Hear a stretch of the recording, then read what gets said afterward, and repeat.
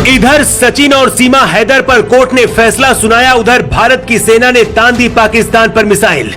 सीमा रिंद आखिर कैसे बनी सीमा हैदर? अजीत डोभाल ने खुद संभाला मोर्चा, मोदी कुछ बहुत बड़ा करने वाले हैं। इधर सीमा हैदर ने रोते हुए योगी आदित्यनाथ से लगाई गुहार, उधर मोदी ने जारी कर दिया आदेश, जिसका डर था वही हो गया। सीमा हैदर क्या सलमान खान की फिल्म एक था टाइगर की जोया की तरह अपने मिशन को अंजाम देने भारत आई थी?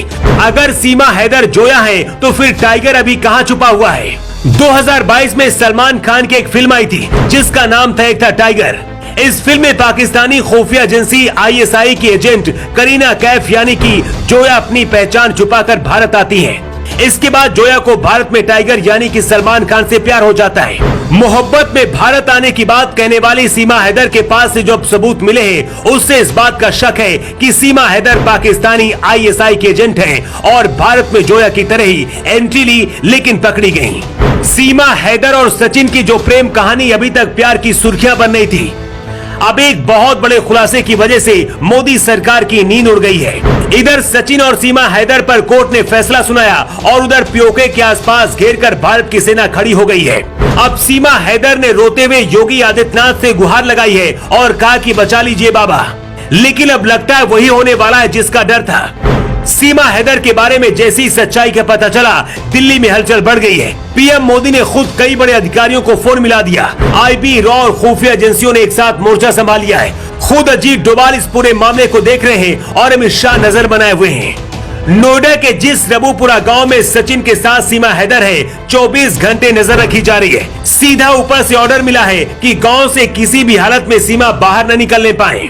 सीमा हैदर का असली नाम सीमा रिंद है। सीमा रिंद की शादी भारत आने से पहले गुलाम हैदर से हुई थी, जिनसे 4 बच्चे हुए। लेकिन सीमा का कहना है कि शादी के बाद भी उनके बीच प्यार नहीं था, सिर्फ मारपीट और नफरत भरा रिश्ता था।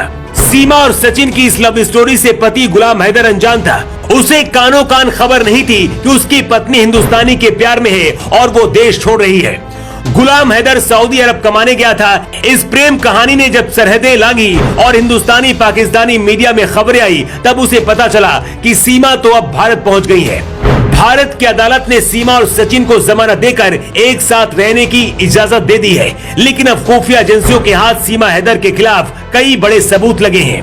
सीमा हैदर के पास कई पासपोर्ट और कुछ फर्जी आधार कार्ड मिले हैं। पाकिस्तान के एक छोटे से गांव की रहने वाली लड़की नेपाल के रास्ते भारत के अंदर आ जाती है।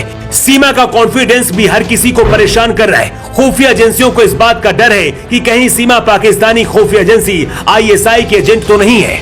सीमा हैदर ने यूपी के मुख्यमंत्री योगी आदित्यनाथ से भी भावुक होकर एक अपील की है और कहा है कि मैं जिंदगी भर भारत की रहना चाहती हूँ, इसलिए हमारी और सचिन दोनों की शादी करा दी जाए। लेकिन ये इतना आसान नहीं होगा। जब तक कोर्ट अपना फाइनल फैसला नहीं सुना देता है, तब तक ये शादी आसानी से नहीं होगी। उधर सीमा हैदर के पति गुलाम हैदर ने सऊदी अरब से वीडियो जारी करके पीएम मोदी से कहा है कि मेरी पत्नी को वापस पाकिस्तान भेज दिया जाए।